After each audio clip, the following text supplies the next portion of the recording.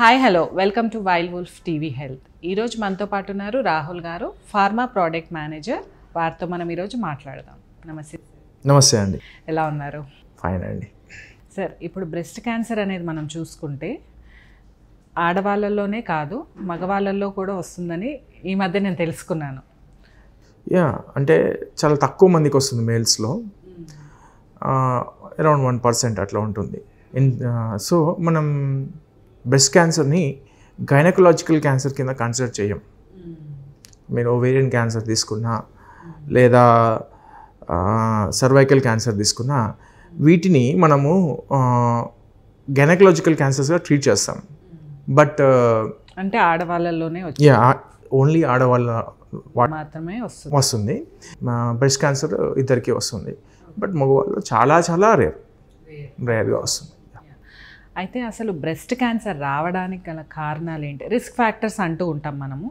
So అసలు ఆ కారణాలు ఏమై ఉంటాయి అంటారు? నేషనల్ క్యాన్సర్ ఇన్స్టిట్యూట్ అని ఒక సోర్స్ ఉందండి. సో వాళ్ళు మెన్షన్ చేసిన అథెంటిక్ రిస్క్ ఫ్యాక్టర్స్ మీకు చెప్తాను.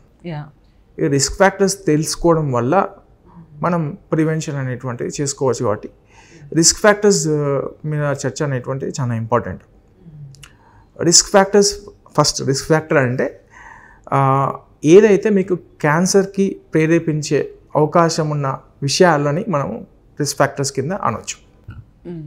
సో దాని కింద మనం మొట్టమొదటిగా ఏజ్ గురించి చెప్పుకోవాలి. ఇప్పుడు ఏజ్ పెరుగుతున్న కొద్దీ క్యాన్సర్ వచ్చే అవకాశం పెరుగుతుంది, అందుకే రిస్క్ ఫ్యాక్టర్. నెక్స్ట్ కమింగ్ 10 yearsలో అదే నేషనల్ క్యాన్సర్ ఇన్స్టిట్యూట్ వాళ్ళ ప్రకారం ఒక 50 years దాటిన వాళ్ళు ప్రతి 25 members ఫీమేల్స్లో ఒకరికి బ్రెస్ట్ క్యాన్సర్ వచ్చే అవకాశం ఉంది. అదే 20 years అలా 30 years నుంచి తీసుకుందాం అనుకోండి, 200 members ఒకరికి వచ్చే అవకాశం ఉంది. అంటే 200:1 at the age of 30. But ఇంకోటి తీసుకుంటే లైక్ ఇట్ ఈస్ 1:25. ఇప్పుడు 50 years. సో ఏజ్ పెరిగిన కొద్దీ మీకు ఫీమేల్స్లో బ్రెస్ట్ క్యాన్సర్ వచ్చే అవకాశం అనేటువంటిది ఖచ్చితంగా పెరుగుతుంది. So below 30 years, below 20 years ఎవరికైనా ఏమైనా చిన్న లంప్ లాగా ఫామ్ అయినా బ్రెస్ట్ క్యాన్సర్లో, బ్రెస్ట్ దగ్గర ఏమైనా లంప్ లాగా ఫామ్ అయినా కానీ అది more of hormone related issues ఉంటుంది, కానీ క్యాన్సర్ రిలేటెడ్ ఇష్యూ ఉండకపోవచ్చు. సో డాక్టర్ కూడా మీకు ఆ ఏజ్ గ్రూప్ వాళ్ళు అంత సీరియస్గా అన్ని క్యాన్సర్కి సంబంధించిన టెస్టులు రాయకపోతుండొచ్చు.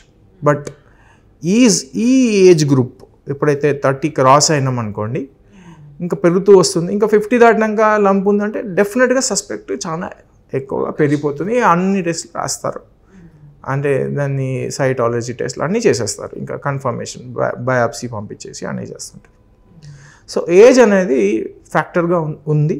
సో ఏజ్ పెరిగిన కొద్దీ మీకు బ్రెస్ట్ క్యాన్సర్ వచ్చే అవకాశం పెరుగుతుంది. నెక్స్ట్ ఫ్యాక్టర్ కింద మనము రీప్రొడక్టివ్ ఏజ్ గురించి మాట్లాడుకోవాలి. యాక్చువల్లీ రీప్రొడక్టివ్ ఏజ్ అంటే పుష్పవతి, అంటే ఫస్ట్ మెచ్యూర్ అయినప్పటి నుంచి మళ్ళీ మెనోపాస్, బాయిస్ అంటారా, ఆగిపోయడం. ఈ మధ్యలో ఉండే కాలాన్ని మనము ఫర్టిలిటీ పీరియడ్ అంటాం. ఇందులో మనకి మెన్సెస్ వస్తుంటాయి, వెళ్తుంటాయి కదా. సో మేబీ స్టార్టింగ్ డేస్లో మెన్సెస్ రెగ్యులర్గా లేకపోయినా, బట్ స్టార్టింగ్ అయినప్పుడు తర్వాత అవి రెగ్యులర్గా అవుతుంటాయి. ఈ నెంబర్ ఆఫ్ సైకిల్స్, ఈ మెన్స్ట్రేషన్ సైకిల్స్ ఎన్ని ఎక్కువ ఉంటే అంత బ్రెస్ట్ క్యాన్సర్ రిస్క్ కూడా ఎక్కువ ఉంటుంది సహజంగానే. ఎందుకు అంటే దీనిలో మేజర్ కారణం ఈస్ట్రోజన్. ఈ మెన్సెస్ సైకిల్స్లో ఒకనొక మెన్సెస్ అయిపోయినాక ఒక పర్టికులర్ పీరియడ్లో ప్రతి ఫీమేల్కి ఒక ఫుల్ జంప్ ఉంటుంది ఈస్ట్రోజన్ లెవెల్స్లో. బాడీలో ఈస్ట్రోజన్ లెవెల్ చాలా ఎక్కువగా ఉంటుంది ఒక పర్టికులర్ పీరియడ్లో. సో ఆ జంప్ ఈ బ్రెస్ట్ క్యాన్సర్కి one of the major causing factor estrogen. మీ బ్రెస్ట్ అనేటువంటిది ఈస్ట్రోజన్కి ఎంత ఎక్కువ ఎక్స్పోజర్కి లోన్ అవుతే అంతా మీకు బ్రెస్ట్ క్యాన్సర్ పెరిగే అవకాశము పెరిగిపోతుంది అన్నమాట. సో ఈ నెంబర్ ఆఫ్ సైకిల్స్ అంటే చాలా ఎర్లీగా మీకు మెచ్యూర్ అయిపోయి చాలా లేట్గా మీకు మెనోపాస్ వచ్చింది అనుకోండి, ఆబ్వియస్గా మీకు రిస్క్ ఫ్యాక్టర్ అనేటువంటిది ఎక్కువ అయిపోయినట్టే. సో దాని తగ్గట్టు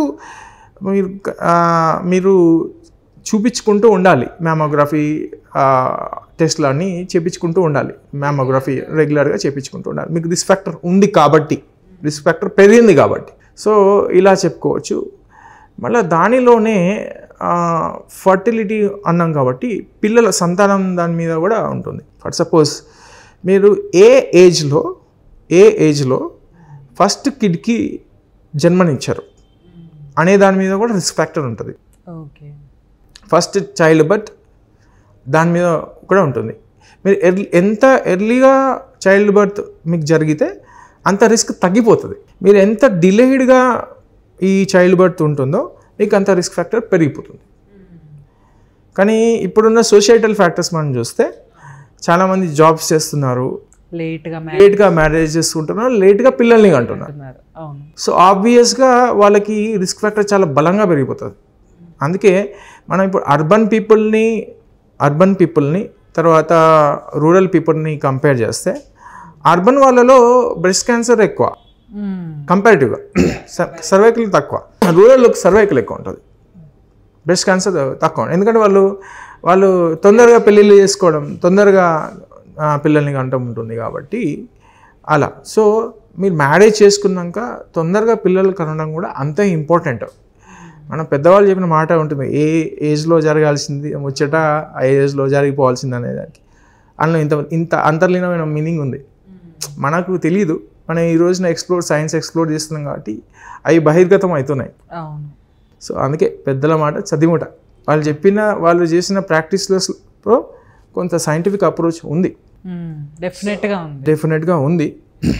సో మరీ మెచ్యూరిటీ అయిన వెంబడే కాకుండా కరెక్ట్ టైంకి పిల్లలు కనడం కూడా ఇంపార్టెంట్. మెచ్యూర్ అయిన ఇమీడియట్గా పిల్లల్ని కంటే ఏమవుతుంది అంటే వాళ్ళు టీనేజ్లో ఉంటారు, వాళ్ళు డెవలప్మెంట్కి న్యూట్రిషన్ కూడా ఫిటసే తీసుకుంటుంది. సో వాళ్ళకి డెవలప్మెంట్ ఉండదు.